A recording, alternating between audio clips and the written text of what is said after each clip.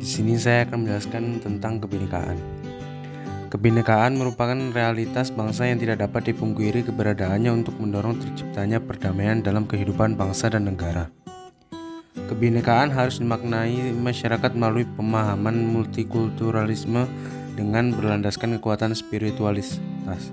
Perbedaan etnis, religi, maupun ideologi menjadi bagian tidak terpisahkan dari sejarah bangsa Indonesia dengan Bhinneka Tunggal Ika dan toleransi yang menjadi perekat untuk bersatu dalam kemajemukan bangsa. Apakah kalian tahu letak semboyan Bhinneka Tunggal Ika dalam negara kita? Coba perhatikan lambang negara kita. Semboyan bangsa Indonesia tersebut tertulis pada kaki lambang negara Garuda Pancasila. Bhinneka Tunggal Ika merupakan alat pemersatu bangsa. Untuk itu, kita harus benar-benar memahami maknanya. Selain semboyan tersebut, negara kita juga memiliki alat-alat pemersatu bangsa sebagai berikut. Yang pertama, dasar negara Pancasila. Yang kedua, bendera merah putih sebagai bendera kebangsaan. Yang ketiga, bahasa Indonesia sebagai bahasa nasional dan bahasa persatuan. Yang keempat, lambang negara burung Garuda. Yang kelima, lagu kebangsaan Indonesia Raya. Dan yang terakhir, lagu-lagu perjuangan. Kali ini saya akan menjelaskan tentang pentingnya konsep integrasi nasional. Yang pertama, pengertian integrasi nasional. Integrasi nasional berasal dari dua kata, yaitu integrasi dan nasional. Integrasi berasal dari bahasa Inggris, yaitu integrate, artinya menyatu padukan, menggabungkan, mempersatukan. Dalam Kamus Besar Bahasa Indonesia, integritas artinya, integrasi artinya pembauran hingga menjadi satu kesatuan yang bulat dan utuh. Kata nasional berasal dari bahasa Inggris, yang artinya nation, yang artinya bangsa.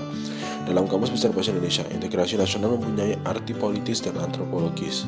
Secara politis, artinya yaitu penyatuan berbagai kelompok budaya dan sosial dalam kesatuan wilayah nasional yang membentuk suatu identitas nasional. Sementara secara antropologis, integrasi nasional berarti proses penyesuaian di antara unsur-unsur kebudayaan yang berbeda sehingga mencapai suatu keserasian fungsi dalam kehidupan masyarakat. Pada kali ini yang kedua, saya akan menjelaskan tentang syarat-syarat integrasi. Yang pertama, anggota-anggota masyarakat merasa bahwa mereka berhasil saling mengisi kebutuhan-kebutuhan antara satu dan lainnya. Yang kedua, terciptanya kesepakatan atau konsensus bersama mengenai norma-norma dan nilai-nilai sosial yang dilestarikan dan dijadikan pedoman. Yang ketiga, norma-norma dan nilai-nilai sosial dijadikan aturan baku dalam melangsungkan proses integrasi sosial. Yang ketiga, saya akan menjelaskan tentang faktor-faktor pembentuk integrasi nasional. Yaitu faktor-faktornya, yaitu yang pertama, adanya rasa senasib dan seperjuangan yang diakibatkan oleh faktor sejarah. Adanya ideologi nasional yang tercermin dalam simbol negara, yaitu Garuda Pancasila dan semboyan Bhinneka Tunggal Ika. Adanya tekad serta keinginan untuk bersatu di kalangan bangsa Indonesia seperti yang dinyatakan dalam Sumpah Pemuda. Adanya ancaman dari luar yang menyebabkan muncul semangat nasionalisme di kalangan bangsa Indonesia. Yang kelima, ada penggunaan bahasa Indonesia. Yang keenam, adanya semangat persatuan dan kesatuan dalam bangsa, bahasa, dan tanah air Indonesia. Yang ketujuh, adanya kepribadian dan pandangan hidup kebangsaan yang sama, yaitu Pancasila. Yang kedelapan, adanya jiwa dan semangat gotong royong, solidaritas, dan toleransi keagamaan yang kuat. Kemudian saya selanjutnya akan menjelaskan tentang faktor penghambat integrasi nasional. Yang pertama, kurangnya penghargaan terhadap kemajemukan yang bersifat heterogen.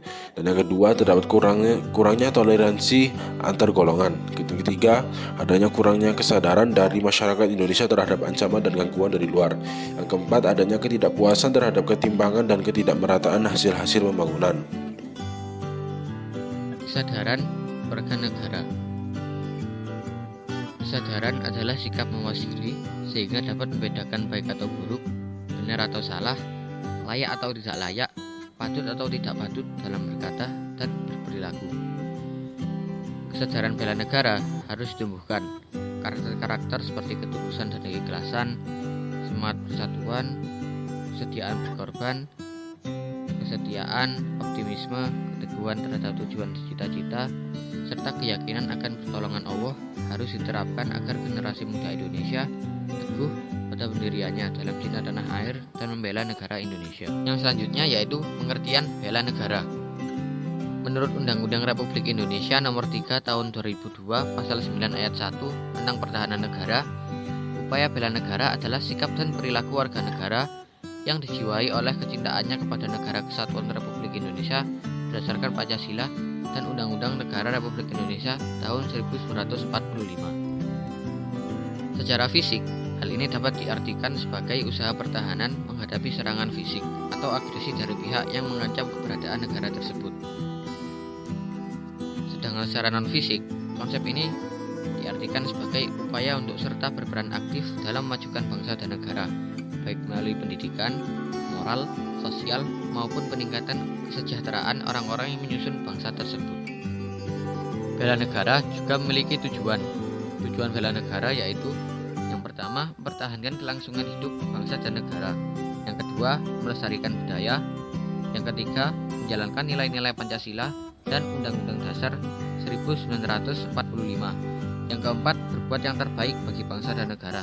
Dan yang kelima, jaga identitas dan integritas bangsa dan negara. Bela negara juga memiliki manfaat. Manfaat bela negara yaitu yang pertama, membentuk sikap disiplin waktu, aktivitas, dan pengaturan kegiatan lain. Yang kedua, membentuk jiwa kebersamaan dan solidaritas antar sesama rekan seperjuangan. Yang ketiga, membentuk mental dan fisik yang tangguh.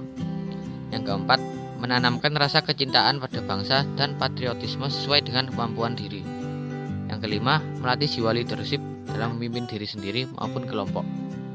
Yang keenam, membentuk iman dan takwa pada agama yang dianut oleh individu.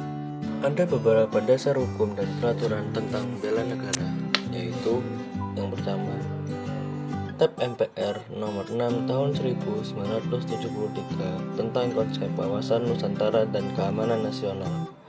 Yang kedua, Undang-Undang Republik Indonesia nomor 29 tahun 1954 tentang pokok-pokok perlawanan rakyat.